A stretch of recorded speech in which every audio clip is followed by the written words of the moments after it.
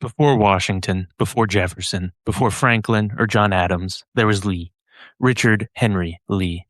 First of all the founding fathers to call for independence, first to call for union, and first to call for a Bill of Rights, Richard Henry Lee was as much a father of our country as George Washington.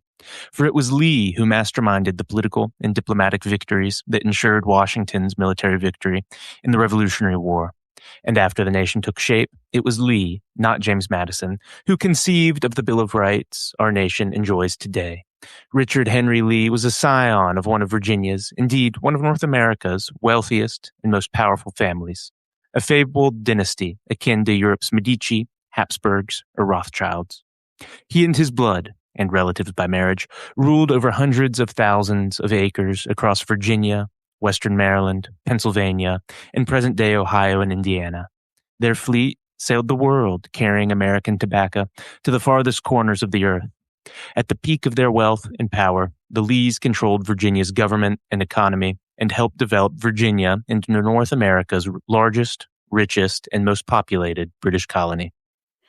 Such is how Harlow Giles Unger, in his book First Founding Father, describes the fabulous Richard Henry Lee, the patrician who became a revolutionary, the poor middle son who became the greatest Lee of his generation, the early revolutionary who became disgusted with the course of the Revolution and early Republic. Indeed, this stern Virginia patrician, whose life we shall discuss today, was a man of paradoxes. As Meyer records in The Old Revolutionaries, quote, "The impression of Richard Henry Lee left by his collected writings is paradoxical. He was a fourth-generation Virginian, a member of one of the Old Dominion's first families, and so resembled those Hudson Valley land barons who provoked Thomas Young's hostility. Yet he shared Young's enthusiasm for the American cause and for New England as well. In many ways, in fact, Lee seemed to be a misplaced New Englander, the person he most admired, the man with whom he shared most fully his values and aspirations, was that latter-day Puritan Samuel Adams. Lee, like Adams, continually stressed the importance to the American cause of virtue. A willingness to sacrifice immediate self-interest for the public good remained for him the great essential, a critical spring of the Americans' great revolution. That value shaped Lee's style much as it shaped Adams. His letters were stiffly formal. One biographer noted that they often read as if intended for publication. They advanced an argument or cause and revealed only rarely a slight human touch. Lee's widely praised speeches were similarly disciplined, short and succinct, his points clear and deliberate, and so they contrast with those of the prolix Patrick Henry, who overwhelmed listeners with grace and eloquence, but left them unsure just what he had said.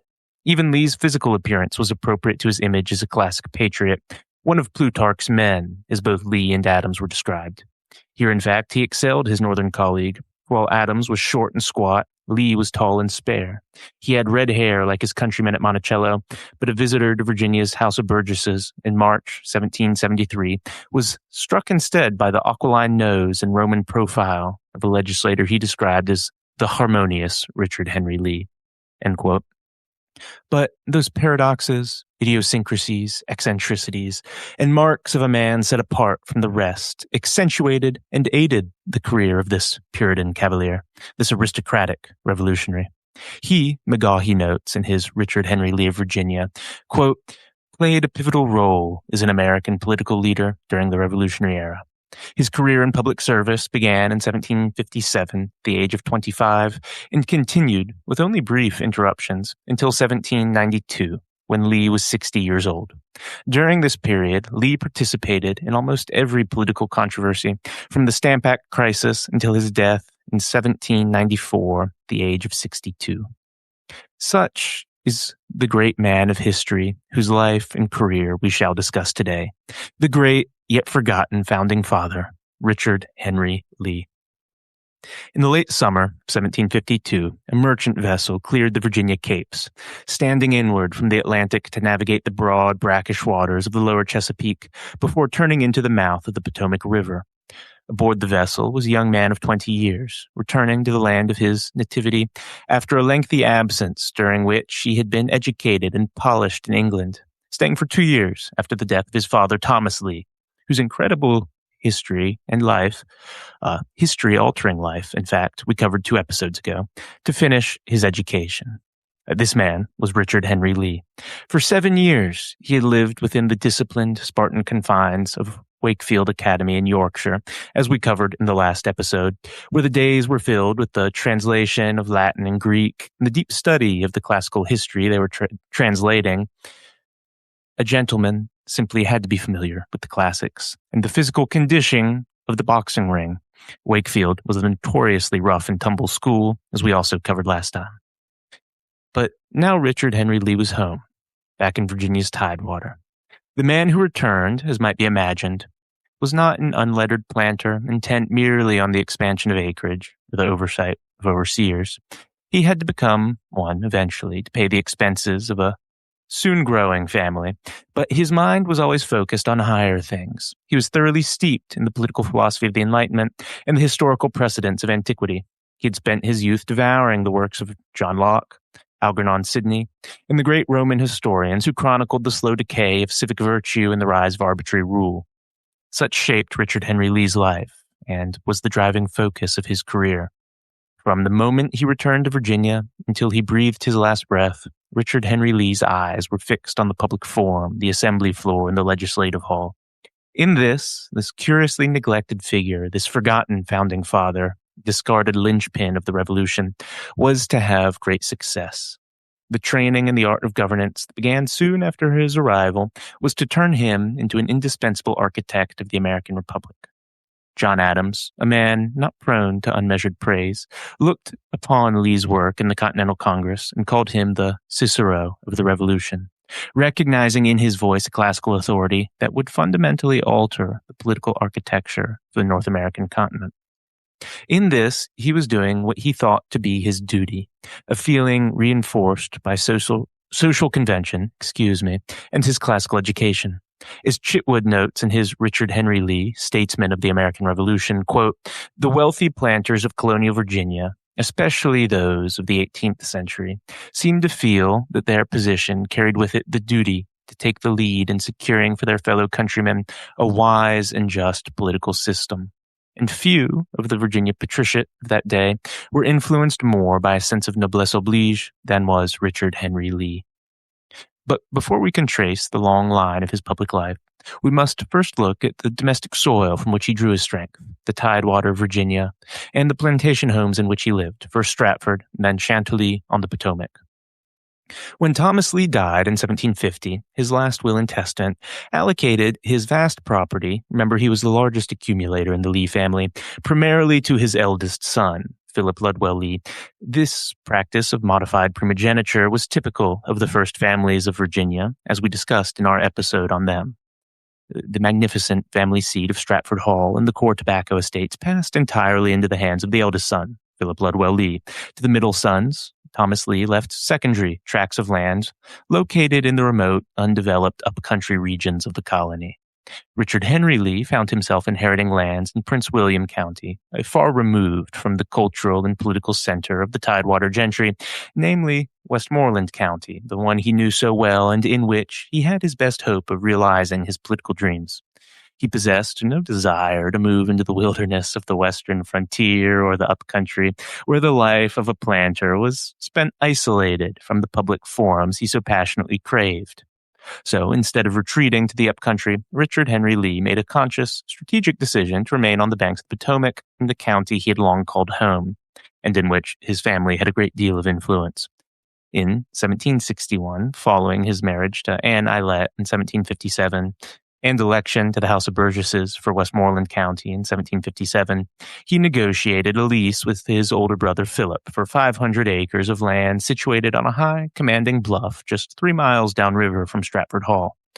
For this land, he bound himself to pay an annual rent of 2,650 pounds of merchantable tobacco. Upon this bluff, he erected his own seat, which he named Chantilly on the Potomac, a name derived from the elegant French estate north of Paris that had captured his imagination during his early travels when he was in Europe as a student. He would live here on Chantilly on the Pacific and rent out his inherited lands in Prince William County to tenants who, of course, shipped their tobacco to Stratford Hall, further building the Lee fortune for the rest of his life. As we covered in the last episode, Stratford was a large mercantile center. The house at Chantilly was distinct from the massive fortress-like architecture of Stratford Hall, which was known for being imposing but not necessarily gorgeous or pleasant to look at. It was quite nice inside. In any case, visitors who traveled the river road described Chantilly as commodious but not elegant, a description that reflected the priorities of its master. It was a frame structure designed to accommodate a large family and an intense intellectual and political life. It housed a large family, a large library, and was great for entertaining, while also reflecting his more modest, but still substantial, wealth compared to the branch of the Lee family located at Stratford Hall. The location had been carefully chosen with a perfect view, and Lee's nephew, Thomas Shippen, noted that Chantilly commanded, quote, a much finer view than Stratford by reason of a large bay window into which the Potomac forms itself, sight to Chantilly, end quote. Describing the house and how it was used for entertaining, a necessity for any political aspirant. In his Richard Henry Lee of Virginia, Kent McGaughey notes, quote, as guests arrived at Chantilly, they entered a richly furnished front hall containing a large round table, 2 square cherrywood tables, and 12 green armchairs on which to seat visitors. To the right of the front hall, a staircase rose leading to the upper floors. To the left, guests could enter either the dining room or the parlor. In the parlor, visitors would see one of the most characteristic features of Lee's home, a large bay window, flanked by 2 large panel windows, providing a panoramic view of the Potomac River. Bay windows were uncommon architectural features in provincial Virginia, but they were part of a standard design for many 18th century European homes. Although Chantilly did not rival Stratford Hall in size, such unique fixtures as the bay window and Lee's parlor made Chantilly on the Potomac one of the finest homes in Virginia's northern neck, surpassing the smaller and simpler frame structures that dotted the landscape along the Potomac River. When the time came to entertain guests at Chantilly, Richard Henry Lee spared little expense. Thomas Shippen observed that, when visiting Lee's home, guests had everything that is most excellent in fish, crab, wildfowl, and exquisite meats, the best of liquors, and a most hearty welcome. The dining room was 24 feet long and 20 feet wide, which provided ample room for entertaining, and the room contained several items that contributed to the lavish atmosphere.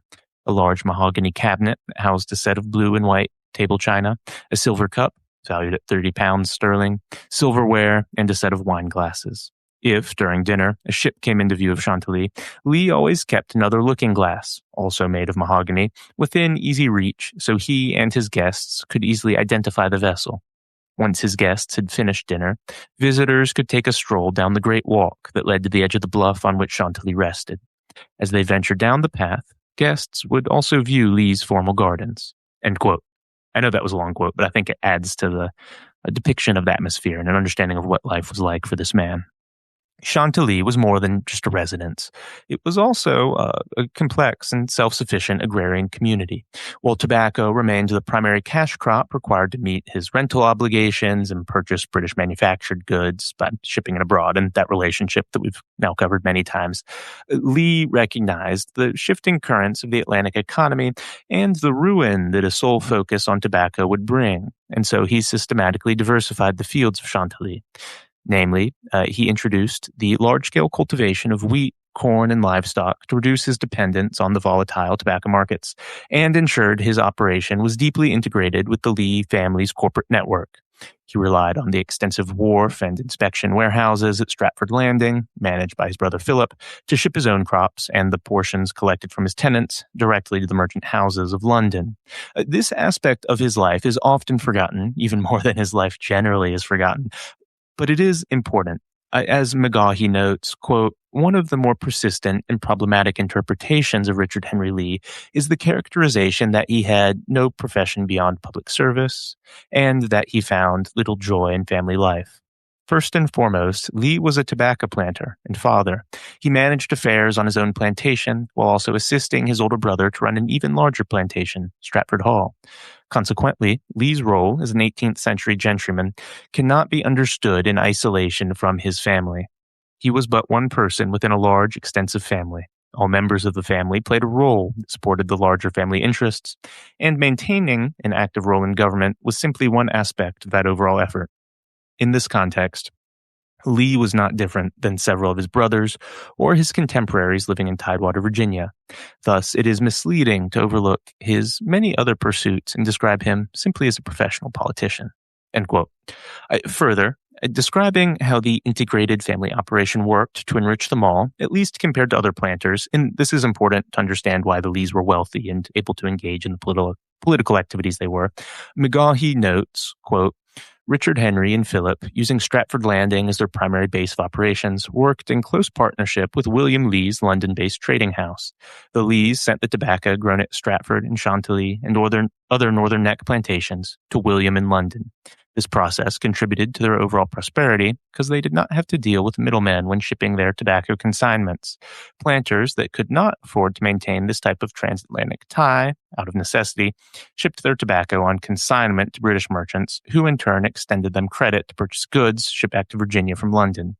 As long as tobacco prices remained high and everyone profited, few tobacco planters questioned this process. By the early 1760s, however, tobacco prices began a steady decline, thus making the relationship between planters in Virginia and British merchants increasingly strained. The Lees remained largely above this because of their interfamilial links across the Atlantic Ocean. End quote. So, Richard Henry Lee remained relatively well off as a planter. Despite his high social status and extensive connections, Lee's life as a planter was defined by an ongoing and exhausting battle against financial insecurity, as his financial burdens were compounded by the demands of a massive household. In 1757, he married Anne Aylett, a woman of prominent lineage with whom he shared a deep affection and with whom he had 4 children.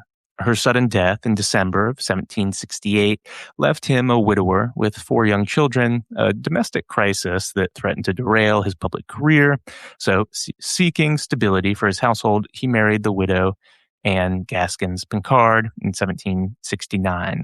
Over the course of these 2 marriages, Lee fathered a total of 9 children who survived infancy, a vast progeny even for the time that required substantial capital and income to clothe, feed, and educate according to the standards of the Virginia aristocracy. So though Richard Henry Lee was wealthy and interested in, or at least competent at, planting and shipping and everything, he was perpetually in debt and struggling with financial insecurity. This domestic strain was further exacerbated by severe chronic physical afflictions. Namely, throughout his life, Lee battled intense bouts of gout, a painful disease that frequently confined him to his bed during legislative sessions, particularly later in life. He also suffered from recurrent epileptic seizures, which was a condition that required constant vigilance and sometimes cast a shadow of unpredictability over his public appearances. But the most visible physical marker of his life, and what could have been a problem for him, though he turned it to an advantage, occurred in the autumn of 1768 during a hunting excursion along the low, marshy reaches of the Potomac River. While Lee was tracking a flock of wild swans hunting, the barrel of his flintlock fowling piece defected and exploded with tremendous force. The blast severed all 4 fingers from his left hand, leaving him with a mangled, severely scarred palm. To conceal this gruesome injury from the public gaze, Lee wore a fitted black silk glove over his left hand. This injury prevented him from being involved in the fight over the Townsend Acts later on in life, though he would have been against them alongside his fellows had he been politically involved.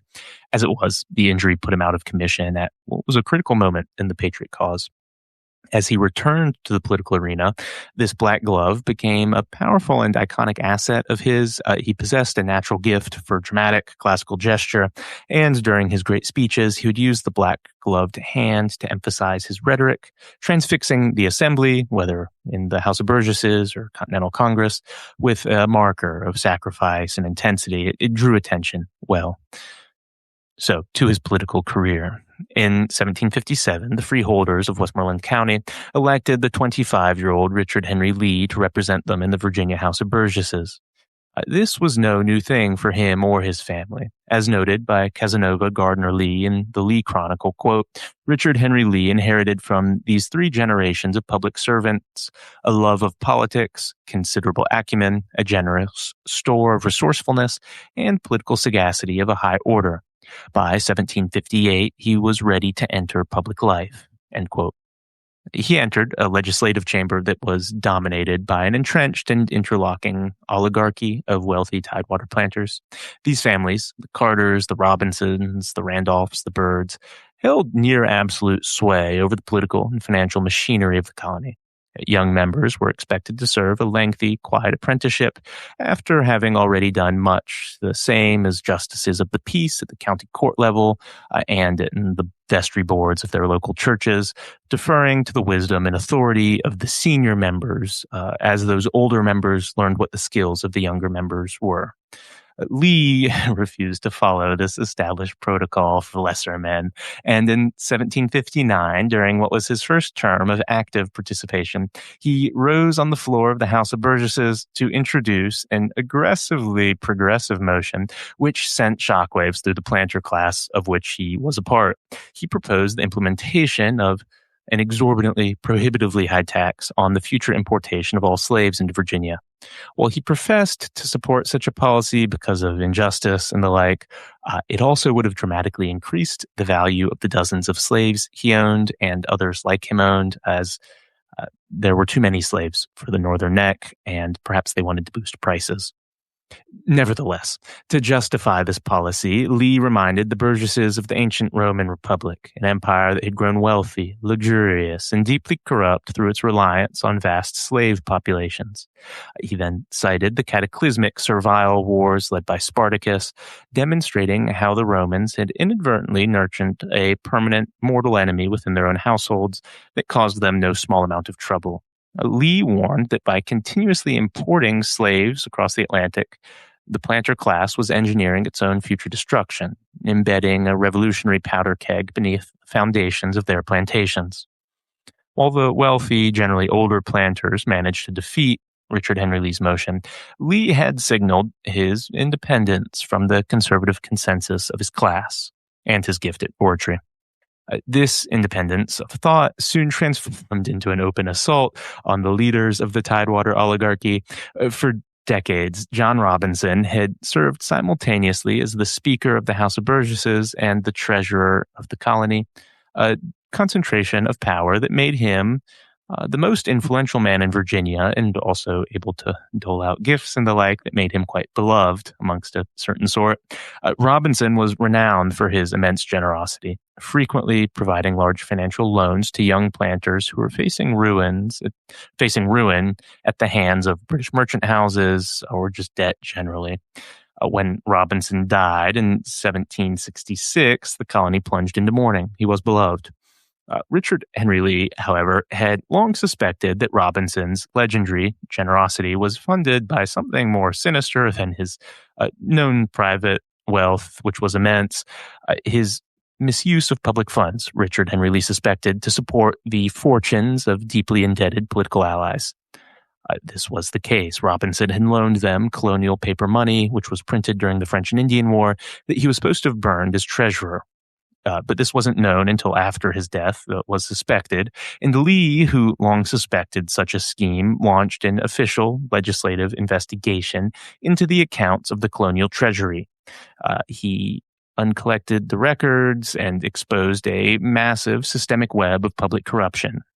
Lee discovered that when planters paid off their taxes in paper currency, as all did, Robinson, instead of burning the bills as was required by colonial law to get rid of this paper currency and prevent inflation, was surreptitiously reissuing the public money into the hands of his wealthy friends and political allies to keep their bankrupt estates afloat.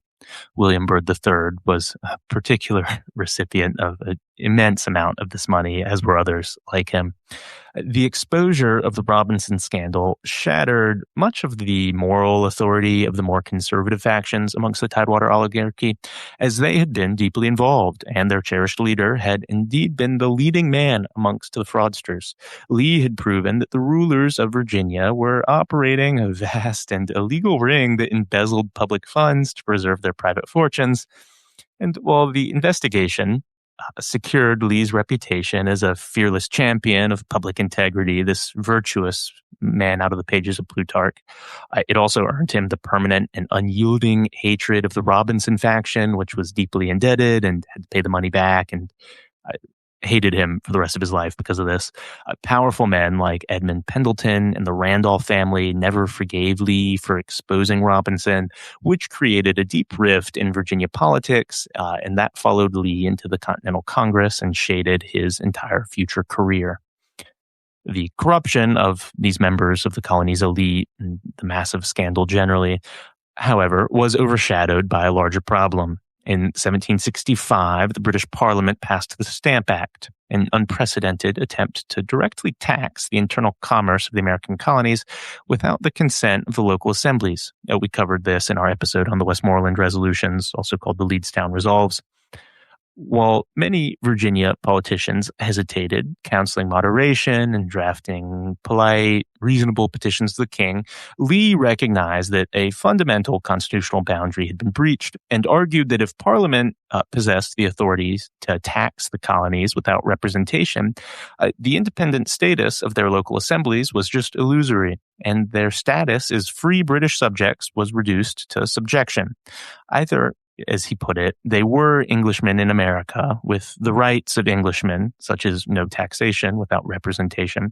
And that was something that had long been understood. Or they weren't Englishmen, they were just colonials in America. But if they were Englishmen, as he and others argued they had been ever since Virginia was founded, Parliament was violating their rights. So, in February of 1766, Lee took a step that bordered on treason. He gathered more than 100 prominent planters from the surrounding region at Leedstown, a bustling port on the Rappahannock River. Sitting at a wooden table, he drafted the historic Westmoreland Resolutions, which was a fierce and military covenant amongst the gathered signatories who solemnly bound themselves to completely disregard the Stamp Act, to refuse the use of any stamped paper, and to protect each other with their lives and fortunes against any official who attempted to enforce the parliamentary tax. Most daringly, the resolutions specified that anyone who attempted to introduce the stamped paper into Westmoreland County would be treated as an enemy to his country and face immediate physical retaliation and be subjected to a state of total social and economic boycott, in addition to likely violence. This was to intimidate the merchants into not using the stamped goods. The Westmoreland Resolutions represented something of a transformation in the nature of colonial resistance. Fully 12 years before the formal separation of 1776, in which Richard Henry Lee was deeply involved, Lee had explicitly threatened King George III and his ministers with violent rebellion over the Stamp Act. He had organized what was essentially an illegal paramilitary association to defy British law on the ground in Virginia. The implementation of the Stamp Act in the Northern Neck was neutralized. Lee had discovered that the diktats of the empire's metropole could be broken through unyielding local solidarity, and he soon set his sights on expanding the solidarity across the American continent, particularly the eastern seaboard where all the colonies were. Further, it should be noted that the voluntary embargo that was embarked upon by Virginia planters in this period and others proved effective. As Unger notes in First Founding Father, quote, British exports to America plunged 20%. Ordinary Britons, addicted to American tobacco, raged at the shortages the Stamp Act produced. Facing bankruptcy with no American raw materials to sell, British merchants hammered at the doors of Parliament demanding a return to normal trade with the American colonies. Almost a year to the day after it had passed the Stamp Act, Parliament retreated and repealed it without a single stamp having been sold in America. End quote. By the early 1770s, the localized resistance of individual colonies was proving insufficient against the systematic and evolving policies of the British ministry, which still very much wanted to tax them.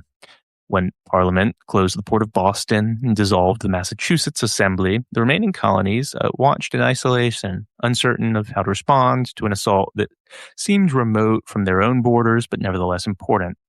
Richard Henry Lee stepped back into the breach. Remember, he had been injured by the swan hunting accident, and so had been somewhat out of politics in this interim period. And stepping back into politics and the political process, he recognized that the primary weakness of the American cause was the lack of any permanent and institutional communication between the colonies. As he saw it, the colonies required a mechanism by which they could share intelligence, coordinate policies, particularly policies of resistance, and forge a unified continental front against the British. To remedy this deficiency, Richard Henry Lee looked northward and entered into regular correspondence with Samuel Adams, the strategist of the Boston Radicals. Despite the vast cultural distance between a Puritan New England merchant, brewer, and a Tidewater Virginia aristocrat, the two men did share a similar mindset and a common sense of patriotism, and together they designed a plan to unify the continent. And so, in March of 1773, Lee stood on the floor of the House of Burgesses and introduced a resolution to establish a permanent standing committee of intercolonial correspondence. This committee was the first shadow institution of a new American state. Under Lee's guidance, counterparts of this committee cropped up in every single colony, creating a continent-wide network that bypassed the official channels of the royal governors. When the British ministry enacted new punitive measures, the intelligence was flashed across this network within days, allowing the colonies to act as a single synchronized entity against the British, or at least try to do so. It was this very network that allowed the colonies to rapidly coordinate their response to the coercive acts, culminating in the call for Continental Congress to meet in Philadelphia in September of 1774. Lee, of course, was chosen to serve in this Continental Congress. He was the first chosen, in fact, with the others including, in order of their selection in Virginia, after him, George Washington, Patrick Henry, Richard Bland, Benjamin Harrison, and Edmund Pendleton. Chitwood notes in Richard Henry Lee, Statesman of the Revolution, that this was an exceptionally capable bunch that was involved in this First Continental Congress, particularly the Virginia delegation, saying, quote, "The First Congress was an exceptionally capable body. Most of the members were among the leading men in their respective colonies, especially in the cases of the Virginia and Massachusetts delegations. John Adams said that the gentleman from Virginia appeared to be the most spirited and consistent of any.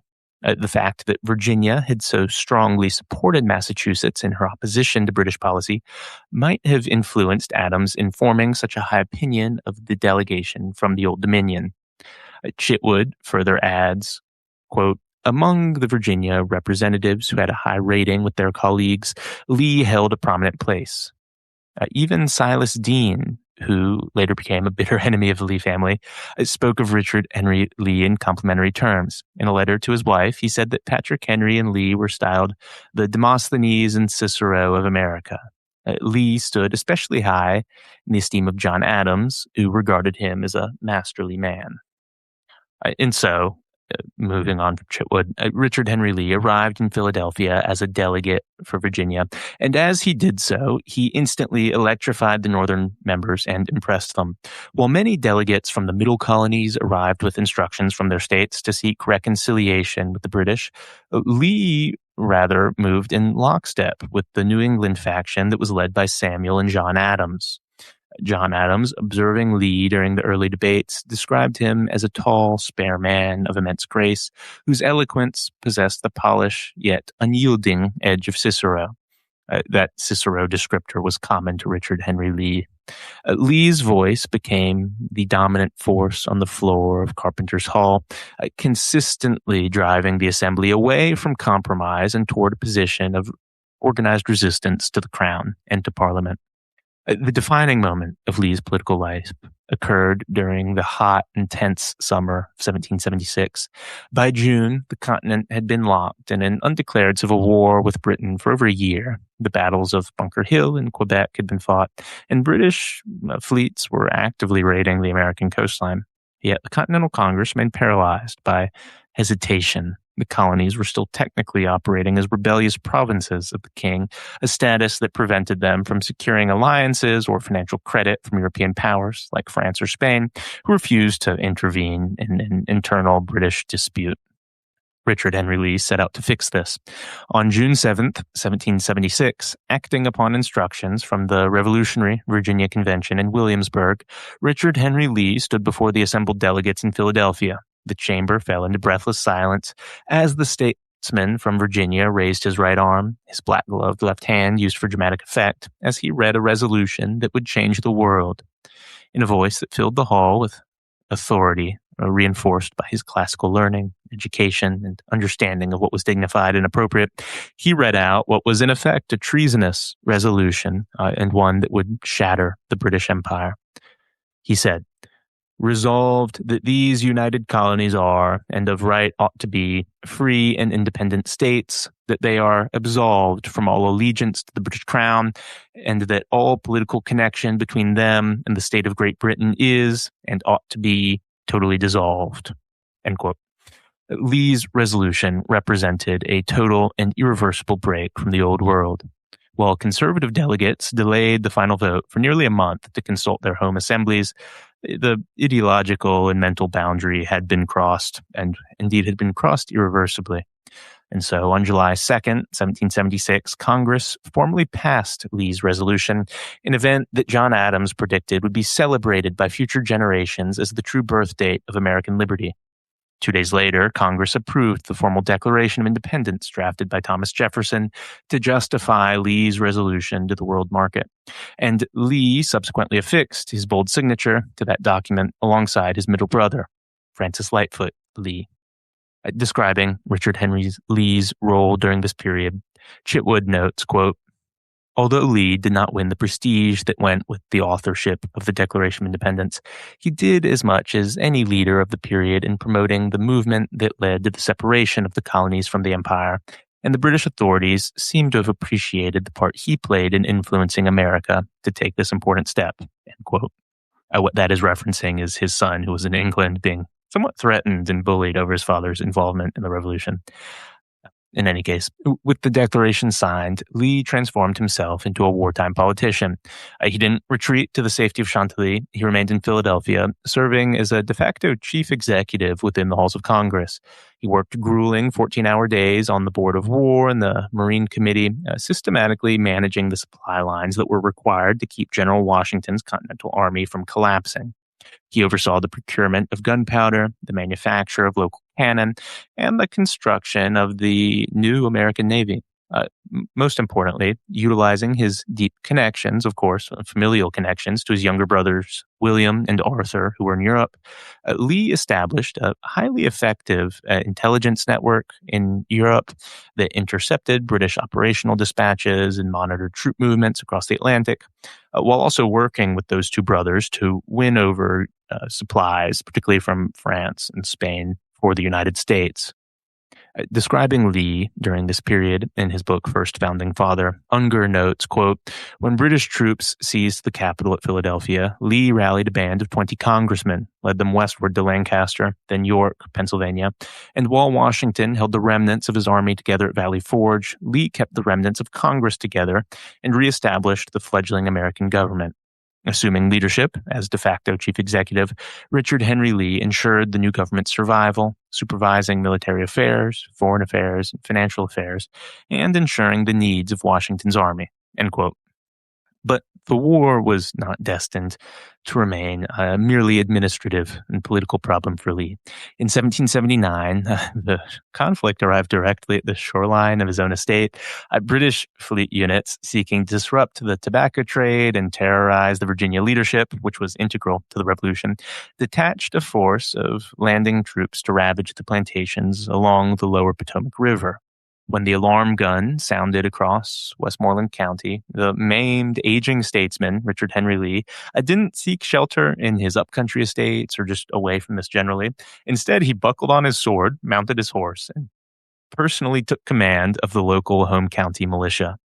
Despite his missing fingers, his chronic gout, and his vulnerability to debilitating epileptic seizures, Lee personally led this raw, unseasoned collection of militia troops into a direct combat across the fields to meet the British regulars as they waded ashore. Under his command, the militia maintained steady, disciplined fire and checked the British advance, and in fact forced the landing parties to abandon their attempts to raid the plantations and retreat to the warships back in the river. So, unlike many of the political leaders of the Revolution, the ever-dutiful Lee had proved himself courageous in deed as well as in word. And he also defended Stratford and Chantilly in their economic operations in the process.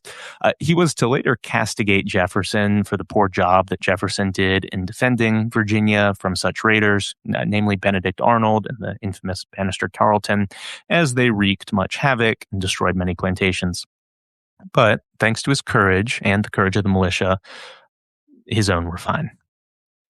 Following the conclusion of the war, the United States existed as a loose and unstable confederation of independent states operating under the Articles of Confederation.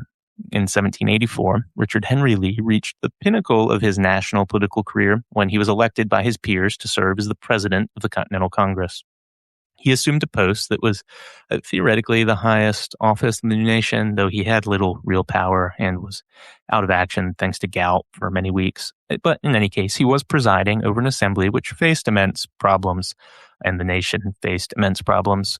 The main issue that Richard Henry Lee faced was how to organize the newly won Western territories. So Lee's presidency was defined by one major legislative accomplishment, though he did other things as well. This was the passage of the Land Ordinance of 1785. For generations, the Western domain beyond the Appalachian Mountains had been a source of friction between the states, as each claimed overlapping territorial boundaries, and this threatened eventually to tear the Confederation apart. So under Lee's guidance, the Congress of the Confederation designed a systematic mechanism to partition, survey, and sell the public lands according to a grid system of townships. This Northwest Ordinance established the blueprint for the future expansion of the United States and these blocks across the continent, and provided a secure and legal method for the entry of new states while allocating a permanent portion of public land in every township to fund the creation of local public schools. So we have Richard Henry Lee to thank for that. But the fragile stability of the Confederation was, as we all know, soon challenged by the movement to not just revise, but replace the Articles of Confederation with a new and much more centralized national government. In the summer of 1787, a closed convention met in Philadelphia and drafted the new United States Constitution, a document that stripped the individual states of their core sovereignty and concentrated immense power in a federal executive and national judiciary. When Lee, who had not been involved, his greatest days were behind him at this point, read the text of the new Constitution, his classical Republican training recoiled from it. He saw in it a dangerous departure from the virtues of local self-government, and so joining forces with his old Virginia ally back from their days as young men, young legislators in the House of Burgesses, Patrick Henry, Lee emerged as one of the more formidable anti-Federalist leaders on the continent and launched a campaign against ratification, warning that the new system would inevitably create a distant tyranny of wealthy oligarchs who would crush the liberties of the common people. One of his primary objections was that the Constitution contains no Bill of Rights to protect individual citizens against the arbitrary use of federal power. At this point, we should clarify one thing, which is an extensive historical error that has persisted for generations.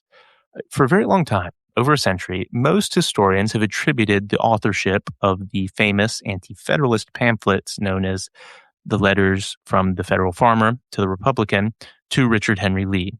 These letters were celebrated as sophisticated, brilliant, influential critique of the new Constitution, perhaps the most influential critique that was written during the ratification debates. However, most modern scholarship has tended towards debunking this myth, arguing that textual analysis of Lee's private letters, his style, his general opinions, indicates that he probably didn't write the letters from the Federal Farmer. While Lee shared the sentiments of the anonymous author on the whole, his opposition was channeled more publicly through public speeches, resolutions, attempts at legislative maneuvers. He probably didn't write the letters, though we'll never know for sure. In any case, despite the fierce resistance of the Anti-Federalists, men like Richard Henry Lee, the Constitution secured ratification and the new federal government was organized in 1789. Lee bowed to this consensus of his state, but didn't abandon his general principles or ideas, and so the Virginia legislature elected Lee to serve as one of the state's first United States senators and sent him to the Capitol, which was then in New York, with a mandate to amend the government from the inside out. This he did by pushing the Bill of Rights.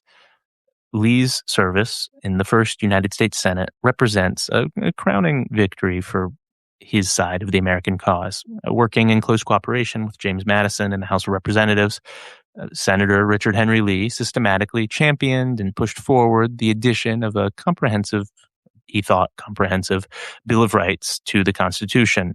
This is the Bill of Rights.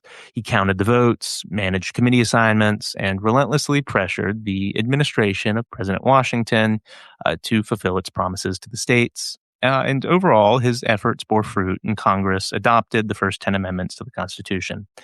Lee had ensured that liberty would be protected. By 1792, his first term was coming to an end. Remember, the initial senators were staggered rather than all having 6-year terms. And Lee was tired. He had spent long, exhausting decades in the public service, and these had broken his physical constitution. His bouts of gout were getting increasingly severe and left him unable to walk for weeks at a time. His seizures grew more frequent and debilitating. And so, recognizing that he couldn't really endure the rigors of the Capitol, he resigned his seat in the Senate and returned to his beloved estate at Chantilly to live out his remaining days in quiet retirement. I think Unger describes this best in his First Founding Father, noting, quote, "When he left the Capitol and returned to Chantilly, his 4-year term came to an end. But Virginia's legislature prepared to reelect him to succeed himself with a 6-year term. He wrote to the speakers of both state houses, saying he had grown gray in the service of my country and had had enough. He expressed the deepest sense of gratitude and obligation for the good opinion of the legislature, adding, quote, 'It is not in my power to convey to you an adequate idea of the regret I feel at being compelled by the feeble state of my health to retire from the service of my country. The strong sense that I entertain of public duty, joined to a deep feeling of gratitude for the reiterated goodness of the General Assembly to me, would render the toils of public business a pleasure, were I not prevented by infirmities that can only be relieved by quiet retirement.'" End quote. Or end of that internal quote. The Virginia Senate responded with unanimous resolution recognizing that he hath conspicuously shown forth as a statesman and a patriot, and wishing that he may close the evening of a life in uninterrupted happiness. In the U.S. Senate, Pennsylvania's William McClay, who's usually spewed nothing but vitriol at everyone in government, including George Washington, conceded that Richard Henry Lee was a man of clear head, America. End quote. Lee had also become somewhat disillusioned with the revolution and its aftermath by this point, as indeed had been many of his contemporaries had been. He saw the virtue that had characterized the great men of earlier days fade and become replaced with a throng of types like Silas Deane, the corrupt and self-dealing archenemy of his brother Arthur. And so when the French Revolution came, Richard Henry Lee sided not with the Jacobins, as did Jefferson, the Republicans, but with the British in their invasion to crush the revolution. Indeed, he hoped that the British Lion, as he put it, would, quote, "claw these fellows handsomely for their misdoing." End quote. He added, "I heartily wish the French as much liberty as they can bear, but I do not believe that the present rulers design it for them. Therefore, I hope that in God's good time they will all be hanged." End quote. But this should not be as surprising as it might seem at first glance. While Lee had been a revolutionary, and indeed something of a radical, he was at heart a patrician of Virginia. As Meyer notes in The Old Revolutionaries, quote, "The mystery of Richard Henry Lee may well be not why he became no more radical than he did, but why he became a revolutionary at all. Certainly the basis of his commitment to the American cause was distinct from that of other old revolutionaries. He did not, first of all, become a revolutionary from the weight of family or local tradition, as did Samuel Adams. Lee's ancestors were not Puritans, nor early participants in England's revolutionary or Whig tradition. They were Anglicans and Tories. His great-grandfather had laid the family's fortune in America as a supporter of the Stuarts and of their local agent, Governor William Barclay. His grandfather continued his fealty to James II even after James was deposed during the Glorious Revolution of 1688, and for a time lost his position on the Virginia Council for refusing to take an oath to William and Mary. Yet Richard Henry Lee readily identified himself as a Whig and participated in a revolution that seemed to him founded upon motives of sound Whiggism." End quote. And I would add, we did an episode recently on the second Lee and the whole glorious cause situation that I think is quite fun. In any case, the idea that such a man in old age would, after a lifetime in service of his nation and the revolution that created it, grow disillusioned with the results of democracy, as did others, from Samuel Adams to George Washington, was no real surprise. Indeed, it's less surprising than the rest of his life. In any case, Richard Henry Lee spent his final years within the domestic circle of Chantilly, surrounded by his books, his gardens, and the extensive family that had sustained his life. On June 19th, 1794, at the age of 62, the old patriot closed his eyes for the last time. His mortal remains were carried across the dirt fields to the family's burnt field graveyard, where that old house burnt down at Mackinac, where generations of Lees lay sleeping in the tidewater soil. On his tombstone, his family cut an inscription that captured the void his departure left behind. "We cannot do without you." But while the Cicero of Virginia was dead, the family dynasty had spent his life building was anchored within the fabric of the early American Republic, and his children moved forward to claim their own positions among the post-revolutionary elite. His eldest son, Thomas Lee, chose a path that mirrored the quiet, legal diligence of his uncle, Thomas Ludwell. Thomas possessed no desire for the noisy and theatrical arena of national politics. He established a prosperous legal practice and managed extensive farming operations in the town of Dumfries, Virginia, providing a stable foundation for the family's local interests until his death in 1805. In contrast, the second son, Ludwell Lee, aggressively pursued a career in law and high-level politics. He established a magnificent grand estate called Shutter's Hill near Alexandria, a manor home that became a legendary center of local hospitality for the leading figures of the new nation. Ludwell possessed the sharp and analytical mind of his father and rose quickly through the ranks of the Virginia legislature to serve as a member of the General Assembly and eventually as the Speaker of the Virginia State Senate. But Ludwell's career also shows the divides of his generation and how they tended to inhibit some of the younger men. For, unlike his radical father, Ludwell became a staunch Federalist, which is towards what Richard Henry Lee was trending by the end of his life. And Ludwell was a defender of the national administrative system established by Alexander Hamilton and John Adams.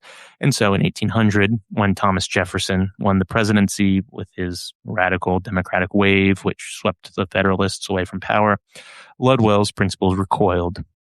In a dramatic public gesture of protest, he formally resigned his legislative seat, withdrew from the government, and spent the remainder of his life in isolation at Shutter's Hill, refusing to participate in a political order he believed was destined for democratic ruin. While the sons pursued the law, Richard Henry's daughters wove the Lee dynasty tightly into the social and economic fabric of the Virginia aristocracy through an intricate network of marriages. His daughters, Mary and Hannah, married George Washington's closest kinsmen, William Augustine Washington and Corbin Washington, creating a family alliance between the master of Mount Vernon and the heirs of Chantilly. Simultaneously, his daughters, Nancy and Sarah, wove the internal branches of the family together by marrying their own Lee cousins. Nancy married Charles Lee, a brilliant attorney who rose to serve as the United States Attorney General under the administrations of both George Washington and John Adams, establishing a legal anchor of sorts in the federal cabinet, at least for a time. Her sister, Sarah, married Edmund Jennings Lee, a prominent jurist who managed the family's extensive legal and land interests in the Potomac region. And there were other children as well. Those were some of the more notable ones. After Richard Henry Lee, this line of Lees did little that was particularly notable. As McGaughey notes, of the Lees of Stratford, the descendants of William and Francis, Richard Henry Lee's brothers, just as a side note, left no one that could really fill the void left behind after Richard Henry's death in 1794. Consequently, the family no longer represented the powerful force in the political debates and controversies that it once did in the past. End quote. McGaughey also notes, quote, "In the absence of a person with a strong personality like that of Richard Henry Lee, the family faded into quiet obscurity, and as the Lee family became less prominent, so did Lee's grand estate, Chantilly on the Potomac. It was eventually bombed and destroyed." On much the same note, Unger notes in his first founding father that, quote, Richard Henry's younger brother Francis Lightfoot Lee died 3 years after Richard Henry. Their sister Alice Lee remained in Philadelphia and died there in 1817 at the age of 77, all but ending the public service and associated fame of the Lee family, with two exceptions. And those exceptions were Light Horse Harry Lee and Robert E. Lee. The story of Richard Henry Lee is the story of a man who looked upon the ancient world and used its virtues to dismantle an empire so that his countrymen could become sovereign. He was an aristocrat who turned against his own class to expose corruption, a planter who risked his fortune to draft the Westmoreland Resolutions, and a statesman who stood before the world to declare the independence of his country. His voice is gone from the Potomac, but the constitutional architecture he secured remains embedded within the very soil of the nation he helped create. And so, as Chitwood notes in Richard Henry Lee, statesman of the Revolution, quote, in the evening of his life, Richard Henry Lee could look back upon a record of achievement. He had been prominent in local affairs in his home county as president of the county court and commander of the Westmoreland militia. He had distinguished himself in the Virginia House of Burgesses by his oratory, his fight for clean government, and his championship of American rights. He had played a leading part in opposing the Stamp Act, in organizing the system of intercolonial correspondence, in giving birth to the Union, in declaring American independence, in forming the French alliance, in supervising and directing military affairs, in transferring the postal system from British to American control, and in adopting the first federal constitution. He also had a minor role in the initiation of our public land policy and the plan of government for the territories, the designing of the Virginia Commonwealth, and the launching of our national government. In his last term of national service, he was a leader in the movement which led to the adoption of the Bill of Rights. End quote. Indeed, Richard Henry Lee was a great man, and it is a great shame that he is the forgotten founding father. We should remember him. Thank you for listening. In our next episode, we'll have a brief addendum on his life, covering the Conway Cabal and the allegation that he tried to oust George Washington. So I hope you tune in for that one, which will come out right after the 4th of July. Thank you again for listening. Please make sure to like this video, subscribe to this channel, share this video around if you enjoyed it, as that is how we grow and keep this growing. Thank you again, and I'll see you next time. Bye.